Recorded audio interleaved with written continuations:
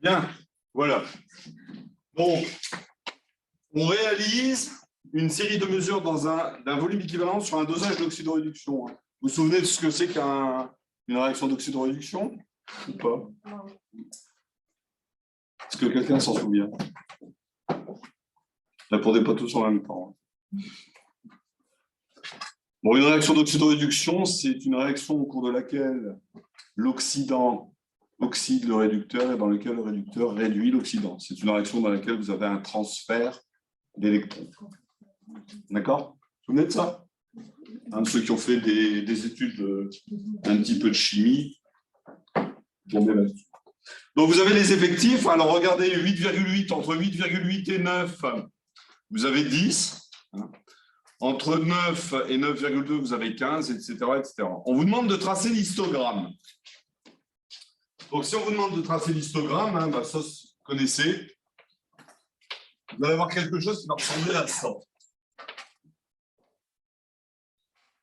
Vous allez avoir l'effectif ici, et vous allez avoir les classes ici en bas.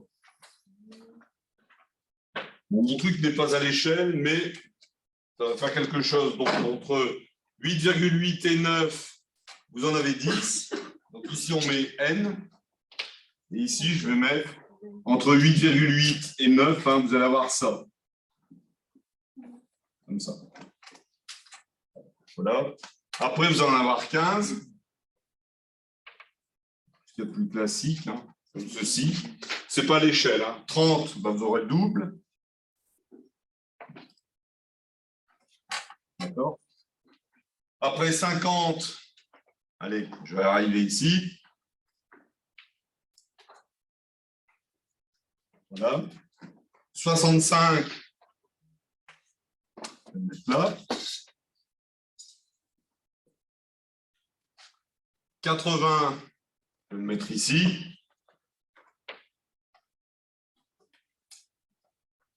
Et de l'autre côté, vous avez à nouveau 80 ici. Ce qui vous fait cela.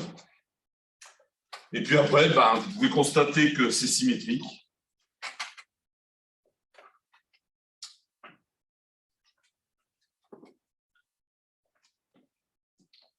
Voilà. Voilà. Et voilà. Est-ce que tout le monde comprend ce que je viens de faire? Je vous rappelle que la surface de chacun rectangle est proportionnelle à l'effectif de cette classe-là. Les classes sont ici en bas. Donc là, on gradue ici en bas de 8,8 à 9, etc., etc. Jusqu'au bout, je ne vais pas le faire, qui va de 11 à 11,2. D'accord? Ça va, c'est clair pour tout le monde, ce que je viens de faire là? Bon, ça, c'est pas difficile. Donc, ça, c'est le premièrement. Donc, ça, c'est l'effectif N correspondant à chacune des classes que vous avez ici en bas. Alors, qu'est-ce que vous diriez pour deuxième question? Estimer à peu près où va se situer la moyenne. Qu'est-ce que vous diriez? Vas-y, Emma. Alors, entre 9,8 et 10,2. Pour quelle raison? On voit que si on dessine le coup, ça devient stable. Enfin, Monsieur? Dans ces cas, on est parfaitement symétrique sur le cours. Non, c'est pas pour ça. Est-ce que quelqu'un se souvient qu'est-ce que ça représente la moyenne en termes de probabilité? J'aurais dit la moitié de 80, donc 40. La moyenne, je suis d'accord, va se situer par ici. La moyenne va se situer là. c'est là que les effectifs sont les plus élevés. Voilà, c'est parce que c'est là où les effectifs sont les plus élevés. Donc c'est là où vous allez avoir les valeurs les plus probables. Vous comprenez ou pas ça? Parce que si vous regardez bien, allez. Vous avez quelque chose qui ressemble à une gaussienne ici. Grosso modo. Bon, tous les phénomènes aléatoires ne sont pas représentés par des gaussiennes. Mais c'est, quand vous faites un grand nombre d'expériences, c'est ce qui arrive le plus. Ça va? Oui? Alors, bah, c'est ce que je vais marquer ici, hein. Donc, la moyenne va être située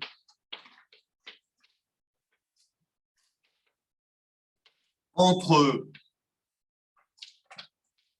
je vais prendre mes valeurs, hein, entre 9,8 et 10,2.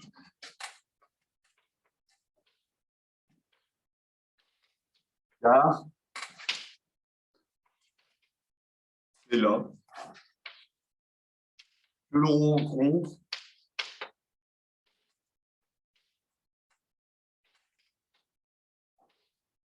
la proportion la plus forte,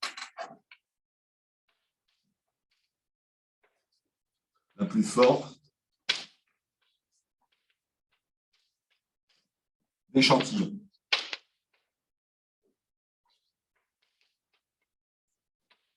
Je vais noter en rouge la moyenne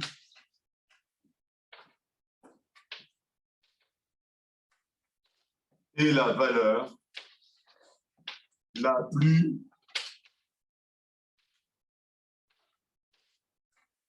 probable.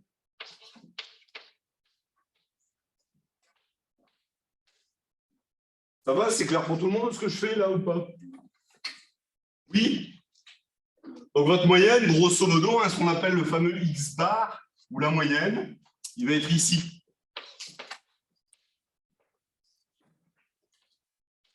X bar qui est égal à la moyenne. Hein, parce que dans la loi normale centrée réduite, hein, la moyenne, on va l'appeler M. Ça va ou pas? Oui? Donc troisièmement, calculer la moyenne. Expliquez comment on procède. Alors, expliquez-moi comment vous calculeriez la moyenne avec le tableau de statistiques que vous avez là.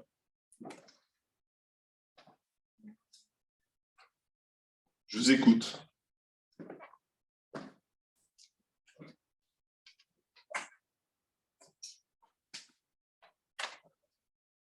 Comment vous feriez?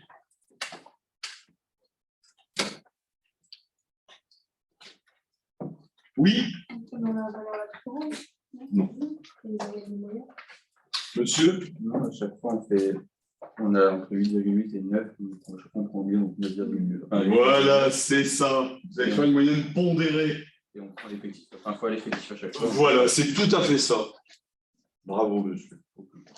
Donc, la moyenne, X bar, je vous rappelle, ça va être le sigma des NI XI sur sigma des NI. Moyenne pondérée. Hein. Ça, c'est égal à la moyenne. Alors, je vais vous faire le calcul. Hein, je vais faire quelques exemples. On prend la moyenne de chacune des classes. Alors, regardez, entre 8,8 et 9, la moyenne, c'est 8,9. La moyenne entre 9 et 9,2, bah, c'est 9,1. Et on y va gaiement. Ça fait quoi? Bah, ça fait 10 fois la moyenne de la première classe. La moyenne de la première classe, entre 8,8 et 9, ça fait 8,9. Plus ensuite 15 fois 9, combien? 9,1. Tout à fait. Après, plus 30 fois. Tout à fait. Ensuite, plus 50 fois 9,5. Bon, je ne vais pas tout noter, puis vous faites ça tout le long. Et à la fin, vous allez avoir 10 fois. 10 fois quoi? 11,1. Le tout divisé par la somme de l'effectif. Si je me souviens bien, l'effectif correspond à... Non, c'est pas 12, ma grande. Parce que entre 11 et 11,2, la moyenne, c'est 11,1 et tu en as 10. La moyenne, c'est pas... 11,1. C'est parce que je n'ai pas tout noté. Hein. Sur 500 valeurs, C'est 500, j'ai pas fait. bah, tu fais la somme de tout l'effectif. 10 plus 15 plus 30 plus 50 plus 65 plus 80. Sur tout, et vous allez avoir 500. Donc, si vous faites le calcul correctement, vous allez trouver 10.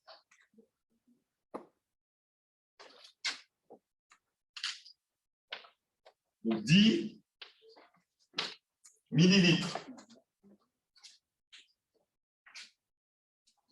Ça va ou pas ce que je vous raconte? C'est clair pour tout le monde? Oui? Donc, ici, pour les écarts types, on va calculer la variance. Alors, le nombre d'échantillons est grand. Alors, grand, ça veut dire qu'il est supérieur à 50. Là, vous en avez 500. C'est très grand.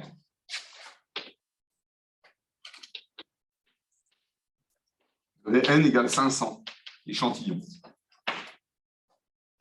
D'accord? Donc, qu'est-ce qu'on fait ensuite? Ben, tout simplement, je vais faire ma variance. Donc, la variance, qu'est-ce que je vous avais dit? C'est la moyenne des carrés. Alors, qu'est-ce que c'est que la moyenne des carrés? Vous faites la somme de tous les carrés.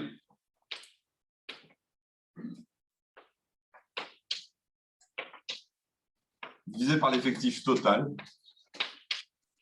Ça, c'est la moyenne des carrés, moins le carré de la moyenne.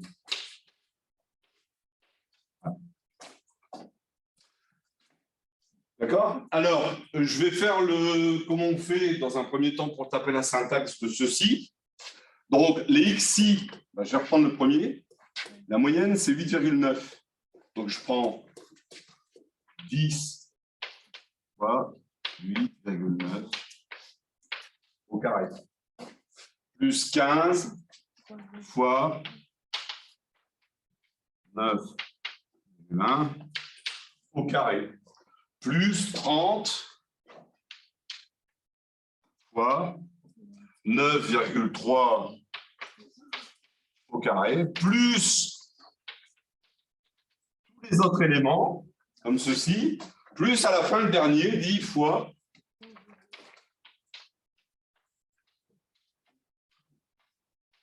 au carré.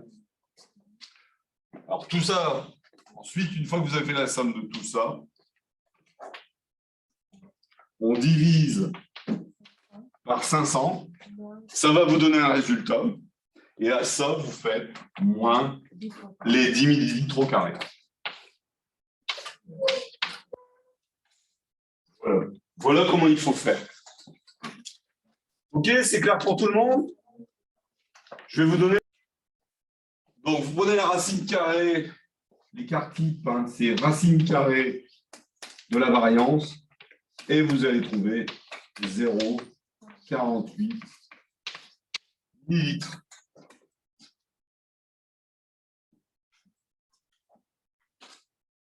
Ça va ou pas, ce que je viens de faire là?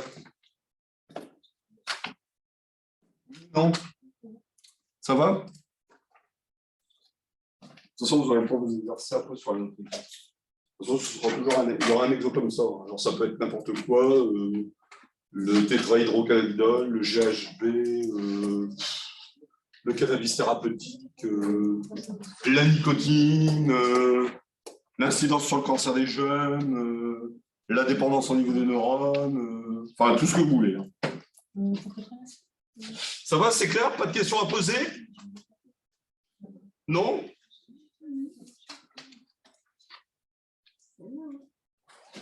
Alors maintenant, on vous dit dans la question suivante, on utilisera les tables de la loi normale et de la loi normale inverse pour calculer les probabilités suivantes. On prendra le volume V en variable aléatoire. Alors, qu'est-ce que ça veut dire ici? Cinquièmement, votre variable aléatoire. Alors ici, quand on utilise la loi normale centrée réduite, grand X égale X moins la moyenne sur l'écart type. X, c'est quoi? C'est la variable aléatoire.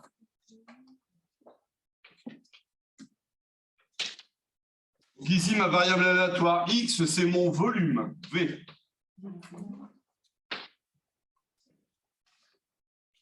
OK? Donc maintenant, je vais vous montrer comment on calcule la probabilité que le volume soit compris entre 9,4 et 10,6. Donc ça, c'est la question 5.1. Comme je vous ai dit,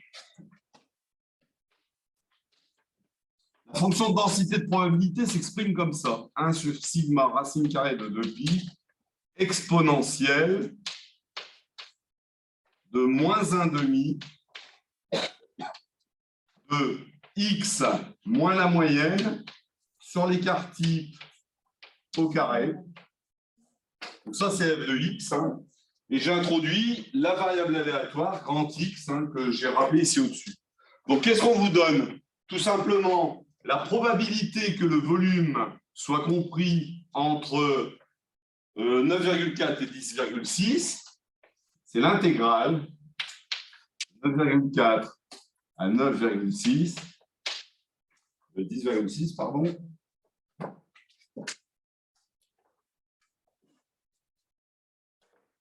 De 6 de ça fois dx. Mais ici, comme je vous ai dit, on fait intervenir la variable centrée réduite que j'ai définie ici. Un grand X, c'est la variable centrée réduite, définie par l'expression que j'ai mise ici. Alors ici, qu'est-ce que je vais faire? Je vais dire que ça, c'est égal à l'intégrale de grand F de grand X, D de grand X. Alors F de grand X, hein, je vais donner son expression.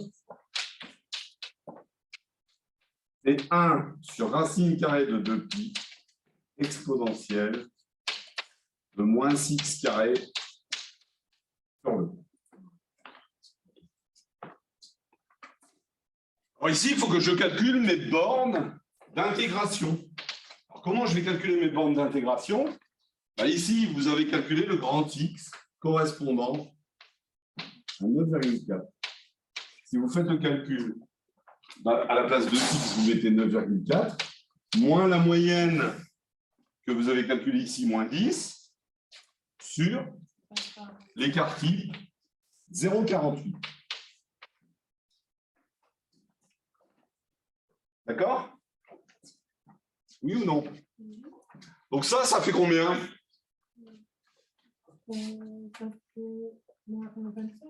Moins 1,25.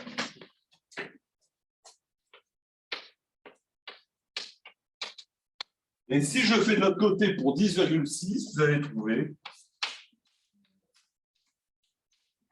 à 10,6 moins 10, donc 0,5 sur 0,48, vous allez trouver plus 1,25.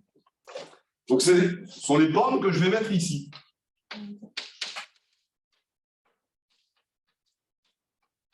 Voilà. Est-ce que vous me suivez? Alors, le problème, c'est que quand on doit calculer ce type d'intégrale, il faudrait déterminer la primitive de la fonction. Vous êtes d'accord que quand on veut déterminer la valeur d'une intégrale, il faut déterminer la primitive de la fonction. Le problème, c'est que cette fonction-là n'est pas intégrable. La primitive existe, mais on ne peut pas la définir de manière simple. D'où l'utilisation des fameuses tables de la loi normale que je vous ai distribuées. Non, je ne vous les ai pas distribuées. Non. Pas bien. Alors, la valeur que vous allez avoir ici, je vous montre, de plus 1,25 à moins 1,25 de grand F, de grand X, dx. Les valeurs que vous avez ici, dans la loi normale centrée réduite, les chiffres que vous avez là, on les appelle grand pi. Grand pi de 1,25 moins grand pi de moins 1,25. Alors, comment je fais pour déterminer pi de 1,25? Vous regardez le tableau. Vous avez vu ici la ligne de gauche, la colonne de gauche. Vous avez le 1. Vous avez juste en dessous, vous avez 1,2. D'accord? Vous prenez l'intersection de 1,2 que vous avez ici avec 0,05 qui est là, qui est dans la colonne ici. Vous avez 1,2 et vous tombez sur 0,8944.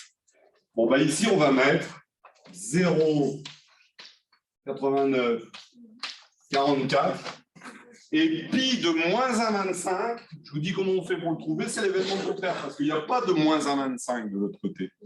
Donc, qu'est-ce que je fais? Pi de moins 1,25, je vous donne l'expression, c'est 1 moins pi de 1,25. Voilà. On va appliquer cette propriété-là. Et donc, ça va faire moins, donc ça, pi de moins 1,25, je l'écris ici. Hein. Ça va faire 1 moins 0,8944.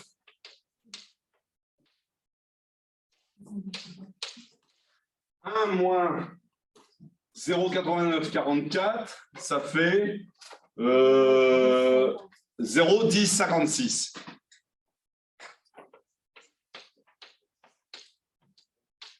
Donc moins 0,1056. Ça fait combien? 0,8944 moins 0,1056. 0,78. 88. Grosso modo, 79%. Vous êtes d'accord ou pas avec ça? Je zoome près.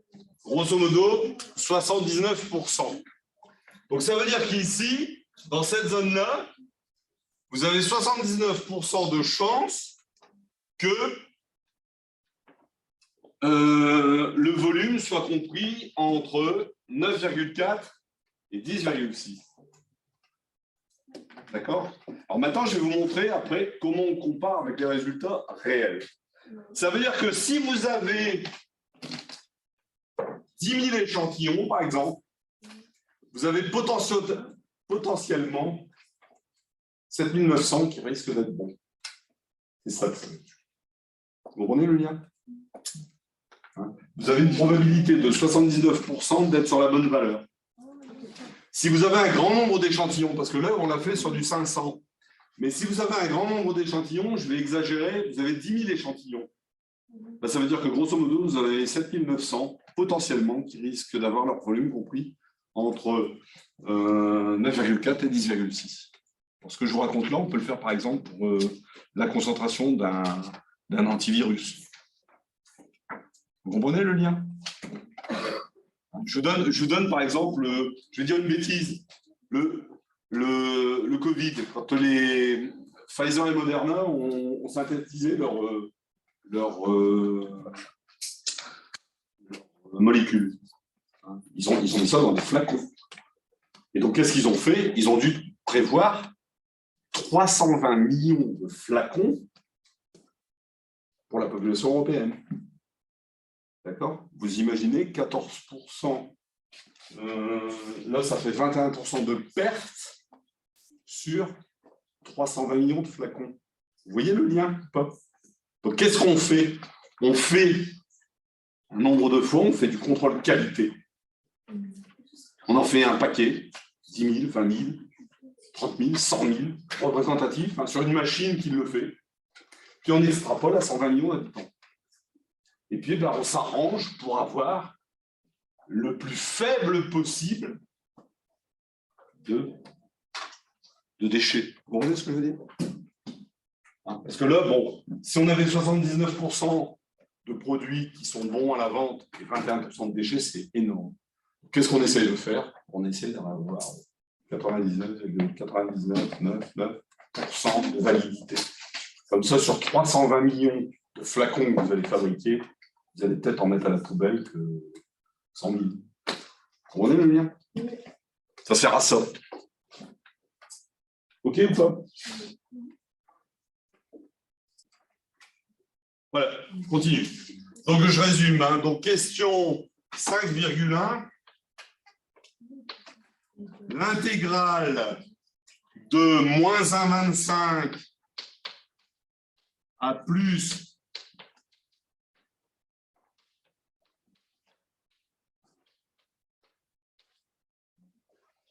c'est égal, donc comme je vous l'ai dit, à pi de 1,25 moins pi de moins 1,25. Et je vous ai dit que pi de moins 1,25 est égal à 1 moins pi de 1,25. Vous remplacez cette expression-là dans celle que vous avez ici. Ça va vous faire 2 fois pi de 1,25. Vous avez un moins devant ça, donc ça va faire moins 1 ici, plus là. Donc pi plus pi de pi, moins 1. Donc si vous faites pi de 1,25, ça fait 0,8944.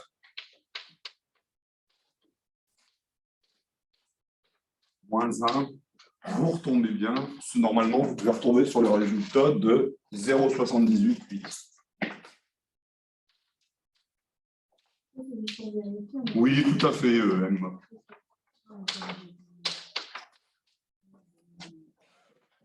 D'accord?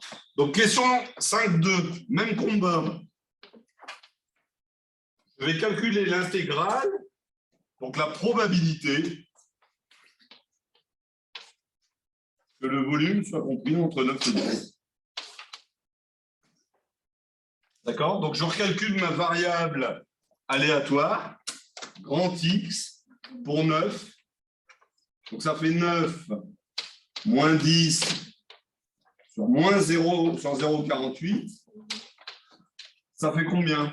Moins 2,080. Combien tu dis, ma grande? Moins 2,080. Moins 2. Je vais mettre 0,8. Hein. D'accord? Et si vous calculez X pour 10, ça fait 0.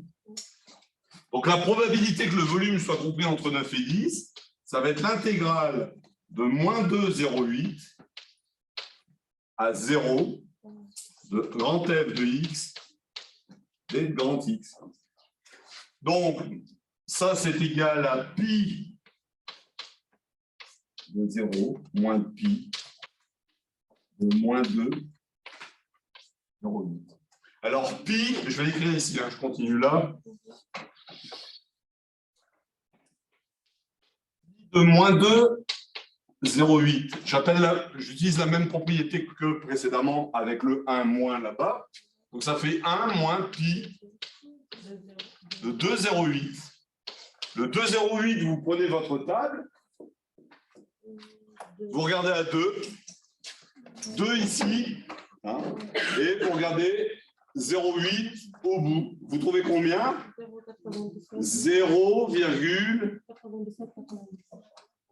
0,09812, moi j'ai. 0,9812. Donc ça fait 1, 0,98 12. Et pi de 0, bah, c'est pas compliqué. Pi de 0, vous l'avez là, à l'intersection. Vous trouvez 0,0, vous trouvez 0,5.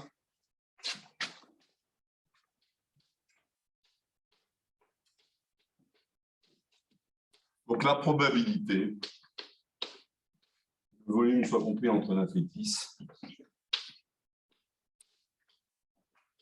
est égal à quoi? Ben, à tout simplement pi de 0,5, pi de 0, donc 0,5 moins 1 plus 0,98. Ça fait combien?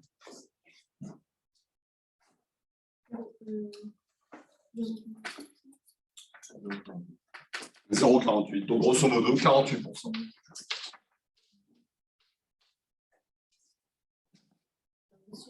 Oui. C'est 98. Parce que tu regardes là, ma grande, 2,08. Tu vois, tu as ton 2 ici. Et 0,8 est là-bas.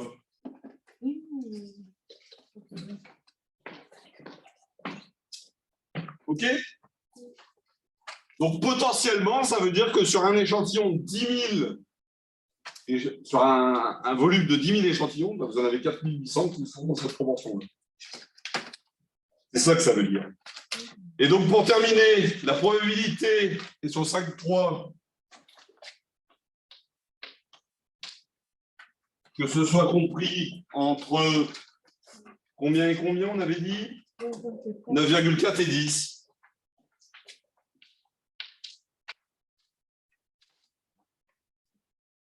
Donc là, ça va être f de petit x et x va être égal à l'intégrale. Alors, je vais calculer x de 9,4. Alors, x de 10, ça fait 0, tout à l'heure. Et x de 9,4, combien tu dis? Moins 1,25. Moins 1,25, comme tout à l'heure. Voilà. Donc, ça va être égal à moins 1,25 ici, 0 là, de f de grand X dx. Ça, c'est en ma loi normale classique. Et ça, c'est ma loi normale centrée réduite que j'ai écrit là-bas. Donc, vous réappliquez. Pi de moins 1,25, on l'avait calculé tout à l'heure. C'est ce qu'on avait ici. On avait trouvé 1056. Donc, vous allez faire quoi?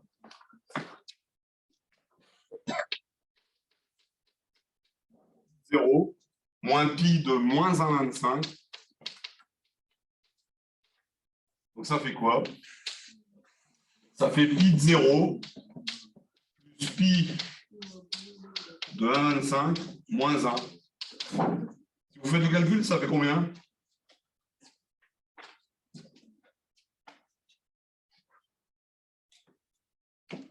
Comme j'ai un moins ici, j'ai inversé, j'ai un moins. Donc voilà. Ça fait combien? Donc pi de 1,25, on l'avait fait. Pi de 1,25, ça fait 0,8944. Donc ça fait 0,5 plus 0,89 moins 1. Ça fait combien? 0,39. Donc, grosso modo, 39%.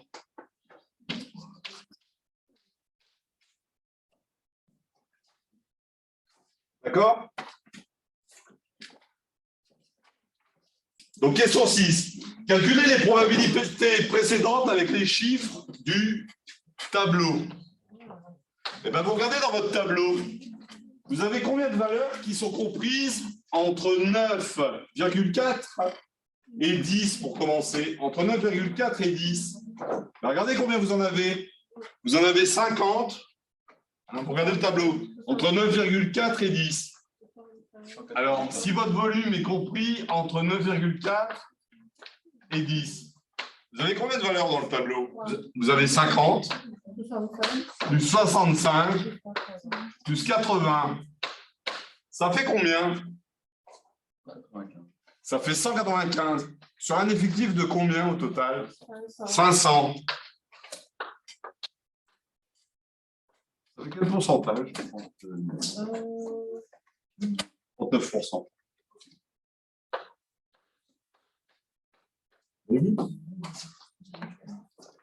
Comme ça qu'on le voit. Donc maintenant, même combat.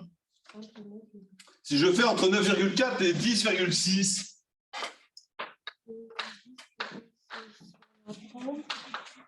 la probabilité, c'est combien? J'ai marqué probabilité ici. Alors, je vais mettre probabilité là.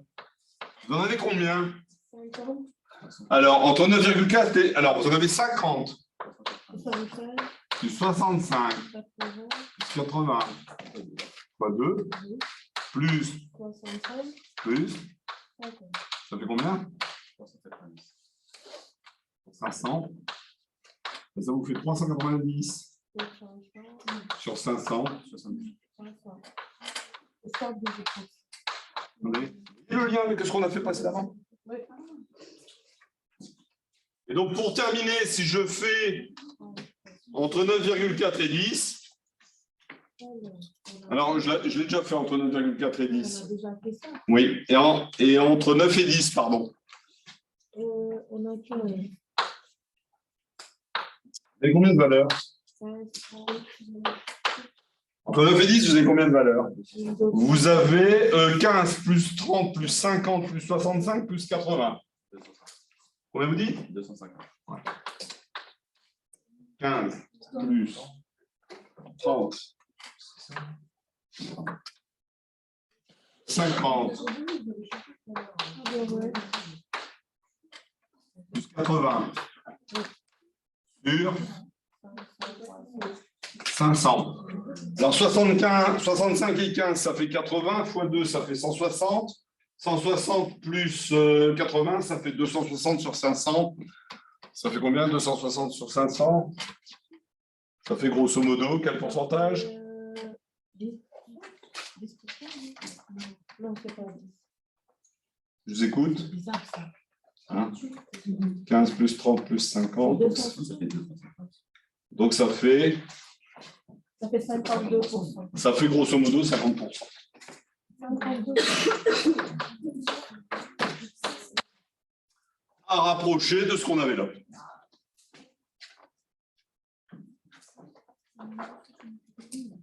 Ça fait 240. Ça fait 240 sur 500, ça fait 48%. Vous avez eu 200. Grosso modo. Hein. 65 plus 15, 80, 80 fois plus 80 plus 80, 240. Donc ça ne fait pas 250. Vous avez eu 260. Pardon? Vous avez dit 260. Oui, j'ai dit 260 tout à l'heure, c'est 240. Errare uvenumes.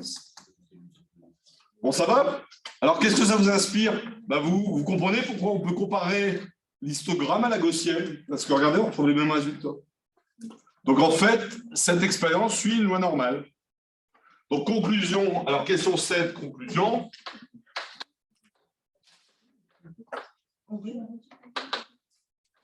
La gaussienne décrit convenablement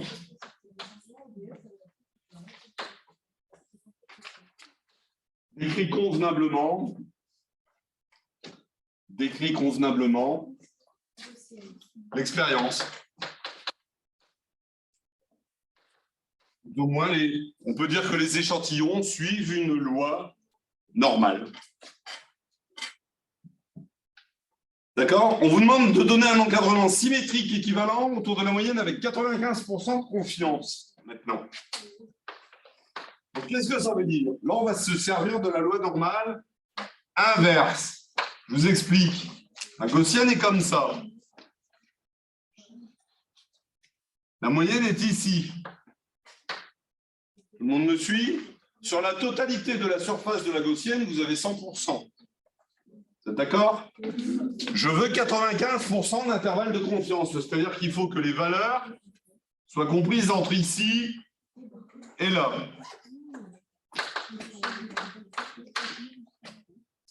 Ça va, c'est clair? Donc, si j'ai 95% au centre, j'ai combien de part et d'autre ici? J'ai 2,5%, puisque la gaussienne est symétrique.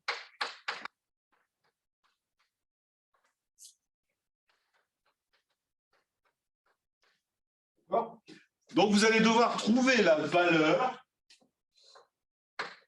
grand X pour laquelle pi de grand X va être égal à 97,5.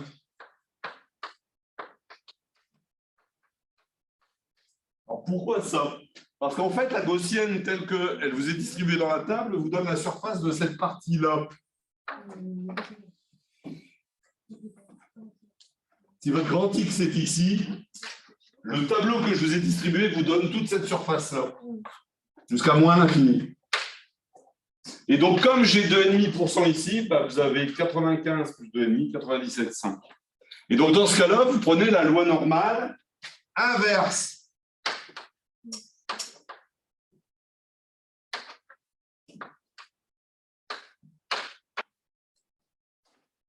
Donc, comment on fait pour la loi normale inverse? Vous prenez la page que vous avez ici, vous prenez derrière. Et là, je vais vous montrer comment on fait. Vous prenez la colonne de gauche. Regardez, vous prenez le premier chiffre, vous avez 0,5, elle vous affiche 0. Rappelez-vous, pic 0, ça fait 0,5, 50%. D'accord? Bon, ben, regardez, vous prenez 97, c'est-à-dire avant-dernière ligne en bas. Vous avez 0,97. 97,5, c'est quoi? C'est 0,97 avec un 5 derrière. Donc, vous prenez 0,97 avec l'intersection de 0,005. Et sur quoi vous tombez? Vous tombez sur le chiffre de 1,96. Et vous tombez donc ici, l'intersection, donc je vais marquer, hein, regardez, je le fais ici comme ça. Vous allez prendre 0,97, 0,005, vous tombez ici sur 1,96. La valeur de grand X, c'est 1,96.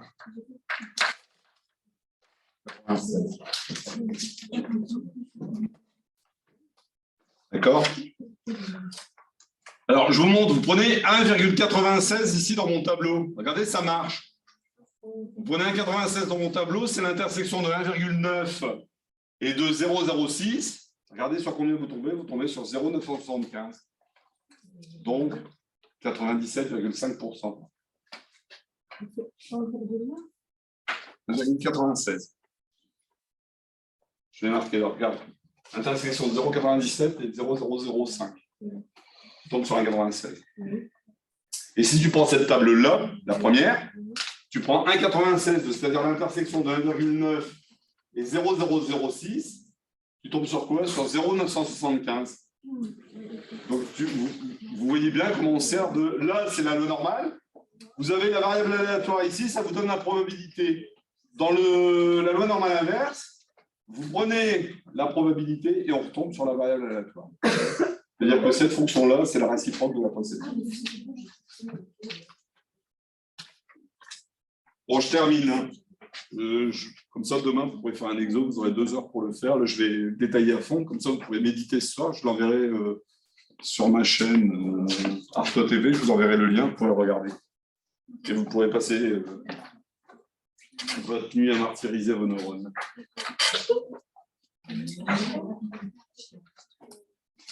Ok? Bon, je termine. Donc, en fait, les 95%, vous allez les voir ici. C'est-à-dire que ça va être compris entre moins 1,96 et plus 1,96. Voilà. D'accord? Et donc, maintenant que je connais ça, je vais pouvoir remonter au volume. Donc, qu'est-ce que ça veut dire? Je vous rappelle, grand X, c'est X moins la moyenne sur l'écart type.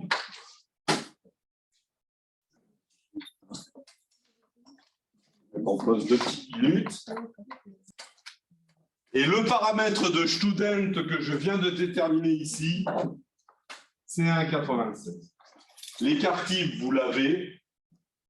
Le nombre d'expériences, vous l'avez. Vous en avez 500.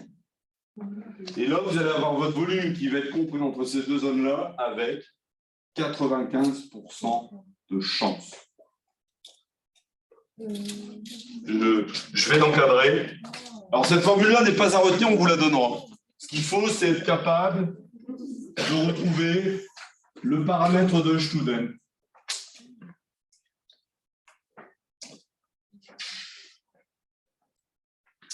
Donc, je vais réécrire. Question 8. Donc, 95% de confiance. Là, on appelle ça aussi un intervalle de confiance. On peut dire aussi de la tolérance, oui. Ça existe aussi. Je l'applique.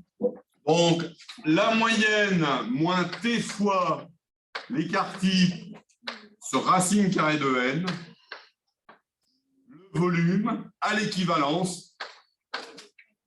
La moyenne plus ou moins t fois l'écart type sur racine carrée de n. Le paramètre de student ici est égal à 1,96. Sigma n'a pas changé, c'est 0,48. Et n égale 500. Donc votre volume à l'équivalence, il va être compris entre 10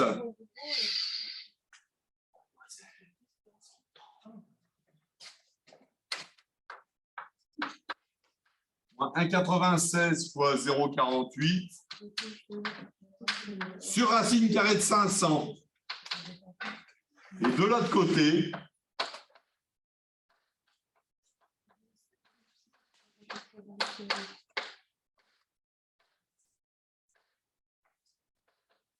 ça fait combien? Donc ça veut dire quoi? Ça veut dire que votre volume à l'équivalent, c'est grosso modo 10 millilitres, plus ou moins, parce qu'on a la même chose, 1,96 fois 0,48 sur racine carrée de 500. 95% de chance. Est-ce que vous pouvez me donner la résultat de ça?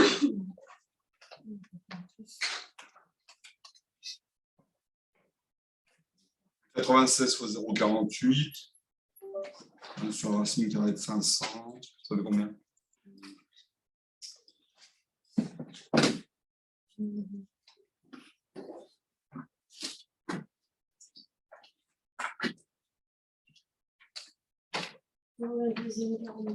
Zéro virgule 0,042 millilitres.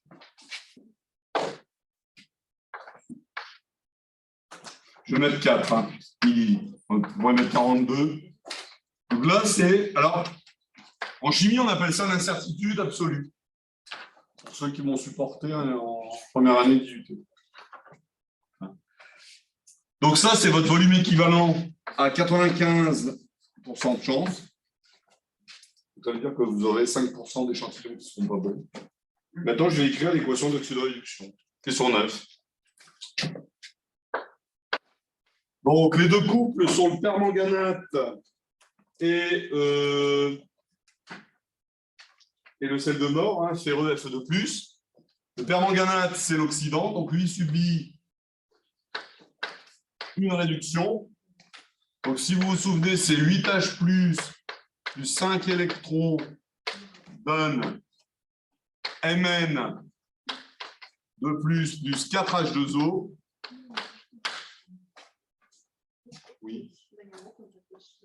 On aura des questions comme ça en DS ou pas? Vous aurez le pire. Non, mais je fais ça par exemple sur des échantillons de flacons. Ouais, mais c'est moi, ça par exemple. Vous avez jamais fait de chimie dans votre vie? Ça date d'il y a très très longtemps. Alors,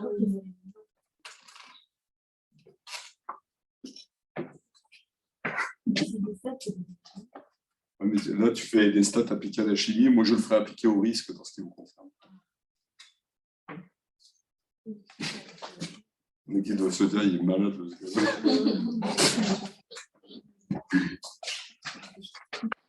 Le fer Fe2+ va se transformer pour donner le cation ferrique plus un électron. Vous équilibrez. Ça se fait. Bon, l'oxydoréduction, on en entend encore parler au lycée. Vous n'avez peut-être pas fait de bac à dominante scientifique.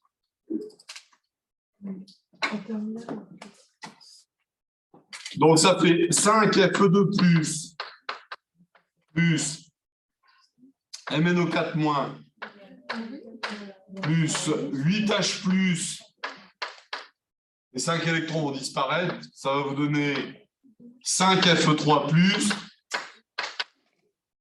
plus Mn2+, plus 4. On travaille avec les concentrations. Le mélange stöchiométrique indique qu'à l'équivalence,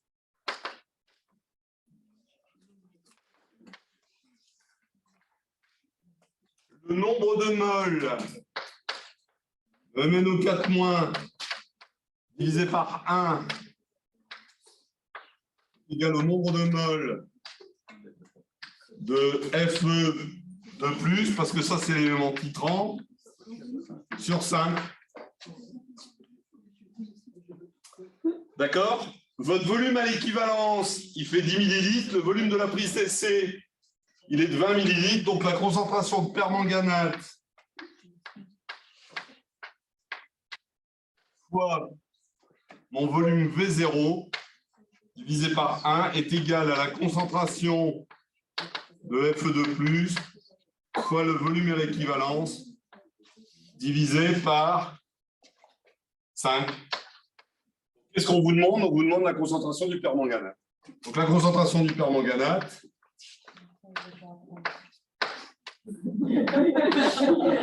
je termine mon calcul là. Bon, je sais bien si vous n'avez pas fait de chimie. Je suis désolé, hein, je suis physicien et chimiste. Divisé par 5 V0. Et vous faites l'application numérique. Ça vous fait 4-10-2 mol par litre que multiplie 10 millilitres divisé par 5 V0 qui fait 20, ce qui fait 100. Donc votre concentration, c'est 4, 10 puissance moins 3 mol par litre.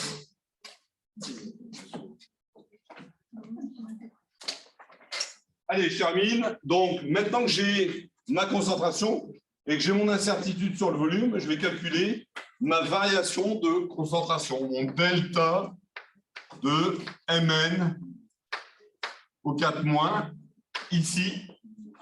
Et donc, je vais faire, ça ne change pas, concentration de Fe2+, fois le delta du volume équivalent divisé par 5 fois V0. Alors, le delta du volume équivalent, c'est les plus ou moins 0,042 millilitres.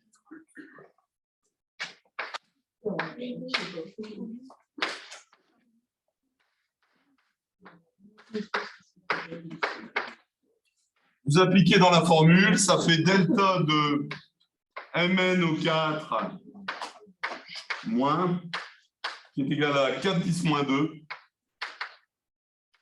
fois 0,42 sur 5V0 sur 100. Ça fait combien? 16-10-7. Mol par litre. Donc, qu'est-ce que vous allez faire? Vous allez finir par dire la concentration de permanganate a 95% de chance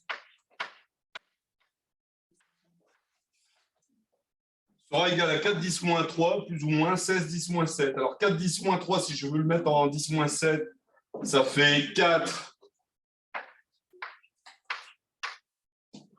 40 000. Je déplace de. Je rajoute 4 zéros, je baisse de 10-7. Plus ou moins.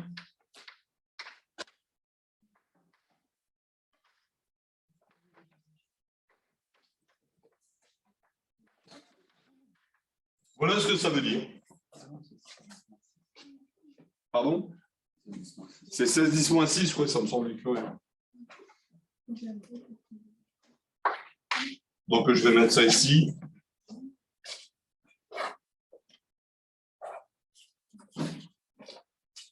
C'est 4000 plus ou moins 16, 10, moins 6. Et avec ça, vous pouvez calculer une incertitude relative. Delta de la concentration sur la concentration, ça fait 16 sur 4000. 16 sur 4000, ce qui fait grosso modo 0,4% de marge d'erreur. À 95% de chance. C'est ça que ça veut dire. Voilà à quoi ça sert de faire des calculs d'incertitude, des statistiques, de répétabilité d'expérience sur des échantillons relativement grands.